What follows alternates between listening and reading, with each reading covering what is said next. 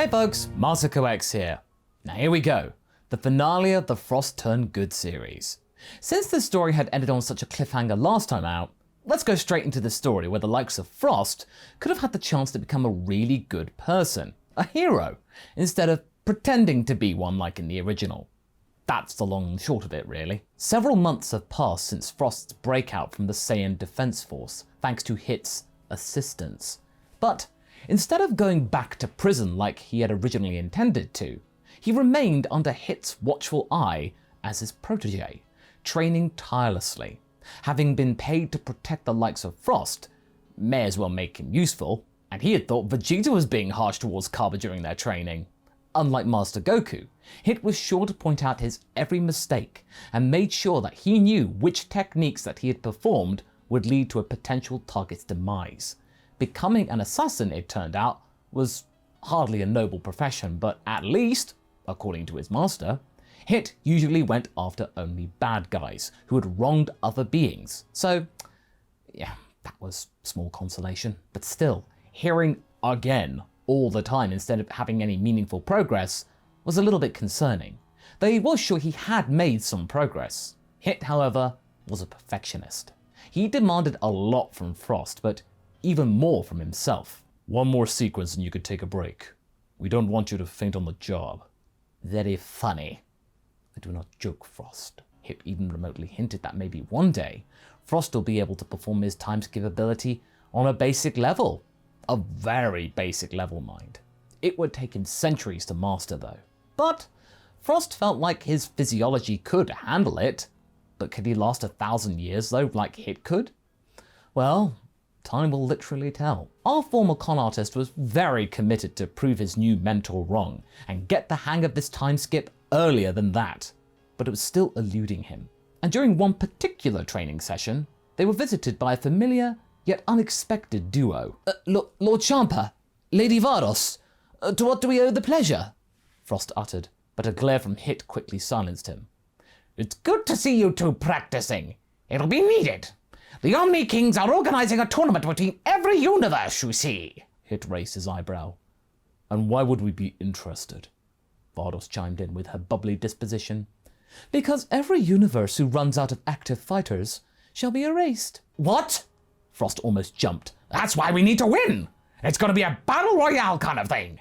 So we're gathering people as we speak. Frost's heart suddenly felt heavy. Kaba. He and his friends would never rely on him again.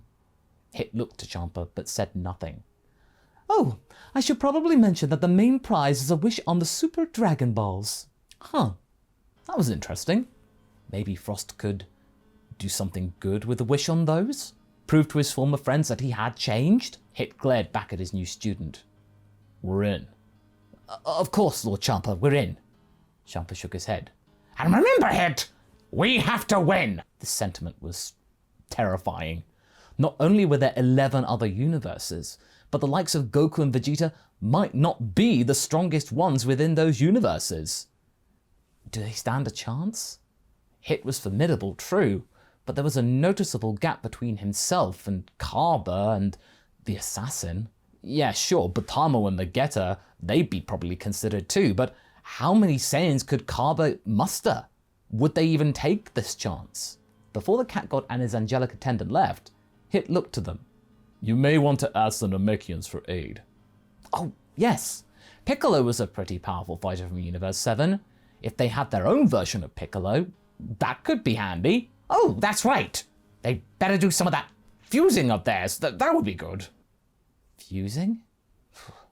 Hit quickly explained that whole ritual to his pupil, and quite frankly, it sounded scary and ugh. But he didn't have much more time to think, as Hit's training regimen got even harder after that. Do you think we can win? I don't know. Hit did not seem bothered by the prospect. I'm sorry, but you don't seem awfully worried by the possibility of us getting erased along with the entire multiverse. I can think of worse ways to perish, Frost. Honor and survival often don't come in pairs. Frost grimaced. If it was only just about us, I'd be less worried, but this is the entire universe we're talking about here. Then train better, so that doesn't happen.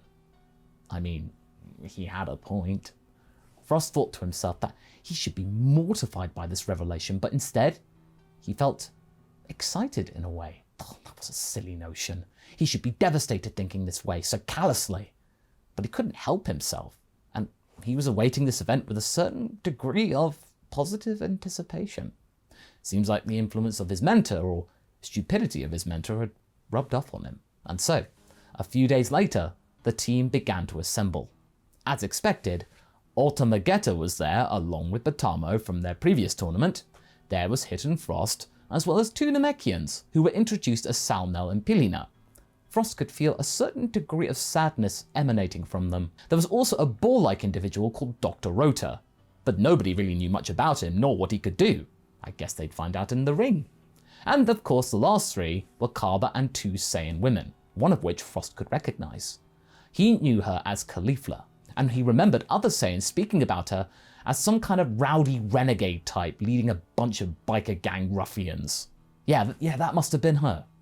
He didn't recognize the other one though, but she seemed to look rather stressed being there. He could relate to that. For a second, he felt that his gaze and Kaba's had met, but neither started a conversation. Oh, that was bad. Hit then explained their plan, acting as the universe captain. Do not engage until the time was right. Strike only when they have to. Be precise. There was not much small talk, and Frost regretted that. He didn't know if Kaba was mad at him, disappointed, or just simply being focused. No time for any pleasantries. Yeah, that's true. They did have to fight for their own survival. Frost took a look around. He could see Universe 7, but wait, who's that guy with the halo? Was that? Had to be. So, they'd resorted to that, huh? Seemed that everyone was truly desperate. No universe was safe. That's when Frost realized that this being, this Freeza, was calling him over to have a meeting with him. Oh, I've heard so much about you. Apparently we're rather alike. Freeza grinned wickedly. So I've heard. Do you enjoy ruling by force? I used to. Freeza laughed softly. Well, perhaps we can work together and show our combined force. How about it? Would you like to work with me, friend? Frost pondered this for a while. Not that long ago, he would have gladly accepted this deal to ensure his own survival. But now he could easily see why he had been warned about this individual. He decided to act coy, however. This might give him the upper hand later. Yes, I'd be delighted. After all that was over, he shared a moment with Hit, who nodded at him. Good. Don't lose sight of that one.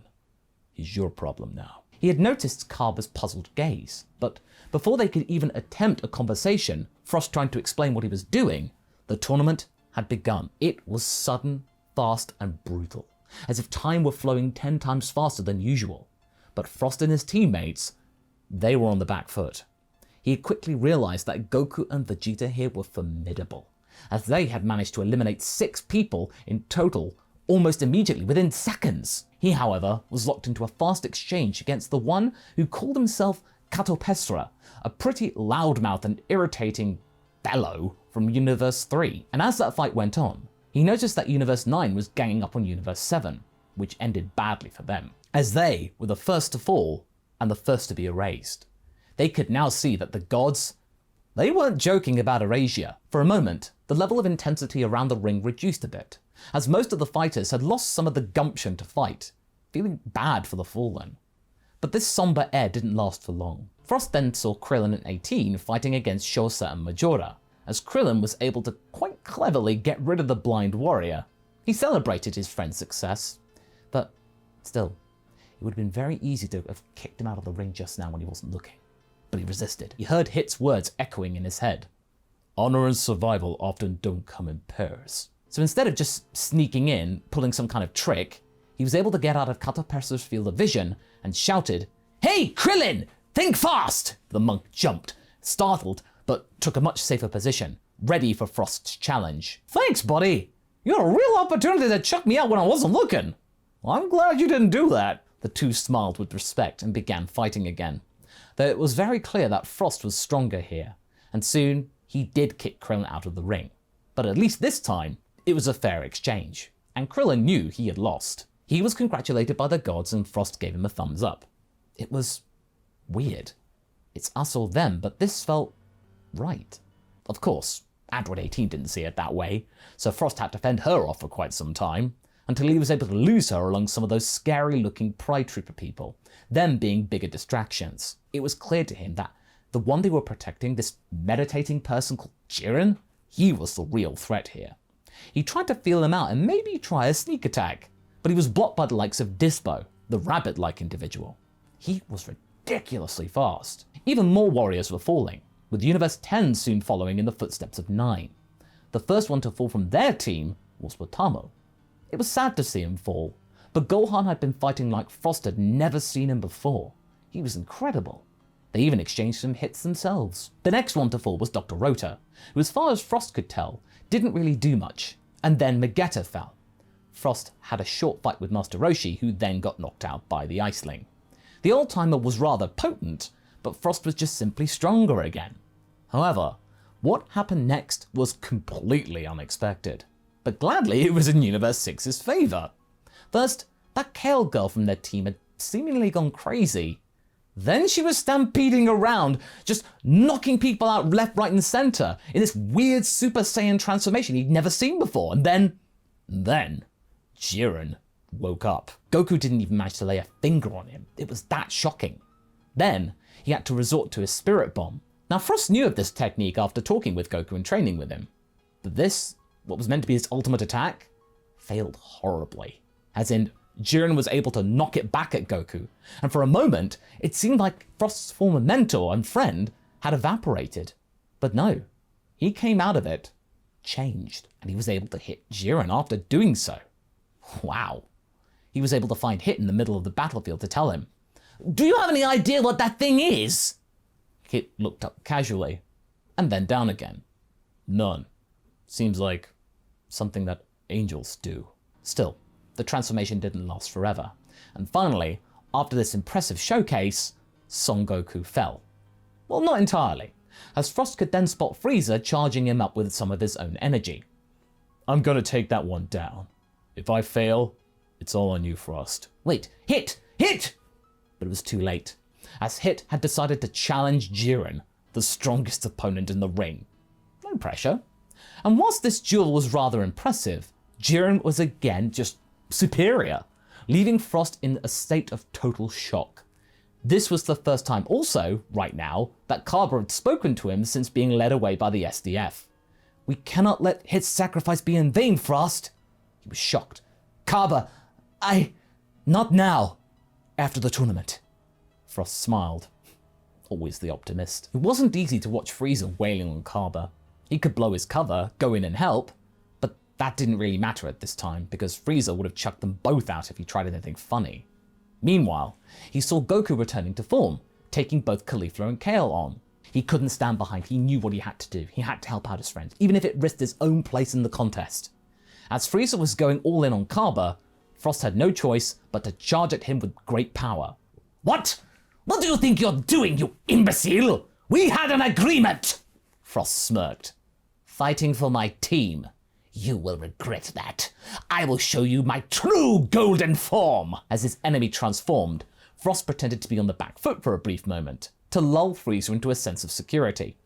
Then he transformed as well, much to Frieza's astonishment. The Space Emperor cackled. "This is going to be more even than I thought. Oh, I'm going to enjoy this." They clashed, producing a spectacular light show of gold and white.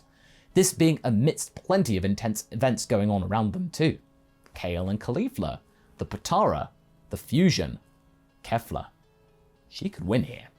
But at this point, Frost was focused on something else entirely. He must defeat Frieza. As the Emperor was getting the upper hand, Frost could feel that he was the more experienced one of the two. But he attempted one last tactic. He knew that all of this training he'd done with Hit had to have amounted to something at this point. He took a moment, and then suddenly skipped a tenth of a second, much to Frieza's surprise. What the? It was enough to catch him off guard, and then Frost was able to slap him with his tail, and Frieza was out. He was livid. You will pay for this betrayal!" he yelled, preparing a death beam aimed at Frost's head. But before he was able to do anything else, Beerus caught his arm. "I'm in a rather good mood today, Frieza. but the Omni Kings may not be. Frieza looked at the GP and then Zeno. They probably would be crazy enough to do such a thing. He pulled his arm away from Beerus and simply sulked. Frost then had to drop his golden power quickly, as to not lose further stamina.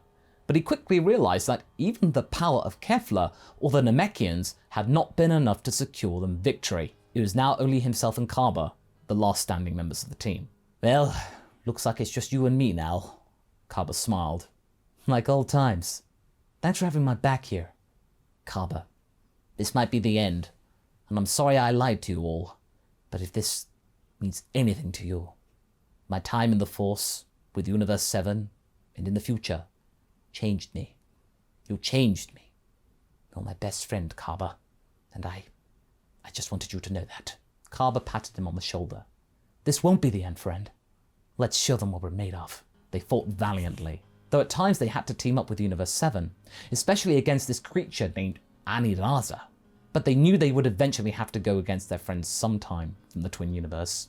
It was inevitable. Soon, it was just Toppo, Vegeta, Goku, Kaba Frost, and Jiren left. Frieza was still taunting Toppo from the stands, and that resulted in Toppo's transformation. But Vegeta was able to deal with that threat. When Jiren then had to threaten Vegeta, Kaba intervened despite Frost's protests. Vegeta then muttered, Kaba, don't be foolish. But Kaba wasn't listening. As he attacked Jiren, soon Frost joined in, but neither of them were even remotely able to hurt the Grey Pride Trooper. He blasted them away, knocking out Kaba from the ring, and Frost got knocked out cold, falling somewhere in the debris. Someone then woke him up. Wake up, Daily Boy. When he came to, he saw... What was his name? Yeah, Android 17. That was impossible. He saw him got wiped out a while ago. Why didn't you kick me out when you had the chance? Would have been a jerkish move. Also, I think this whole thing's kind of dumb. What? This whole tournament? Why erase us? Because they're too lazy to take care of it all, that's what. Frost chuckled, spitting out some blood. Well, you never know. Gods, am I right? 17 looked at his team in the rafters. They hadn't seen him just yet. What's happening? Oh, Goku got better at that Ultra Instinct thing. He might have a chance. Also, your team's kind of worried about you too. And hopeful. Frost looked at the rafters as well, watching his team trying to look for any signs of their fallen comrade on the battlefield. You know, I wonder if those Super Dragon Balls can restore everything. All I wanted was a boat cruise, but hey, I guess that's dumb too. But just then, Goku's body gave up, making Jiren visibly upset about winning in such a manner. Oh well, there goes my chance. 17 looked kind of grim. Frost then contemplated his response. No, we still have a chance. And when Jiren kicked Goku out from the ring, Frost was the one to pull him back in. There were many screams from the stands, some of relief from his team, and then Champa screaming, What are you doing? You're kicking him in the wrong direction! Hello, Master Goku. Frost! It's nice to see you. Question, can we beat this guy? Perhaps together? And even though Toppo was giving a speech that had awoken new power within Jiren, and even though he was much more powerful, the teacher and the student had managed to prevail. But in order to do this, both Frost and Goku had to jump out of the ring, leaving 17 in. No! Why? You could have won that! Why? Frost smiled at Hit, then at 17. We won. What? You little... Lord Champa, it's a little bit too late for that. As Champa cooled down to say his last words to Beerus, he was still mad at Frost, but Hit placed a hand on his shoulder and nodded. You did good. Kaba sighed deeply. Well, at least we're going out together. Frost smiled. See you all soon. And they indeed flickered for a moment, but then, the next thing they saw, they were back in their universe. What? But we were supposed to be erased. Champa looked surprised too. Where is Vardos? Frost looked at Champa and smiled. Number 17 wanted to bring every erased universe back. Frost looked at the light in the sky. Then Champa got serious for a moment. Don't expect me to thank you for this, brother. He directed his words to the sky. Kaba then approached Frost. You did it. You had your part in it. Everyone owes you a lot. No, it was mostly Goku and 17. Kaba smiled widely. When I tell everyone at home what you did, they'll clear you of all charges, I'm sure of it. You're a hero, Frost. For real this time. One day, I would love to return, but I still think I have much to learn. Kaba looked surprised. Frost, don't worry, I'll come visit. He offered a hand which Frost shook, and then the two friends embraced. Hit poked him on the shoulder. Let's go, before Lord Champa remembers something to waste our time further. We can skip it, then. This caused Hit to grimace, but then smirk slightly. Don't get too cocky. They watched Frost and his mentor leave. For the first time in a long, long time, Frost felt at peace with himself. But this time skip ability felt just too promising to give up now. One day, he would do something good with it. Someday, he would return as a real hero. And that's where we end things. Hope you folks enjoyed that. If you like the story of Frost turning good, check out the tale of his Universe 7 doppelganger Freeza doing the same thing. And as always, I shall see you in the next video.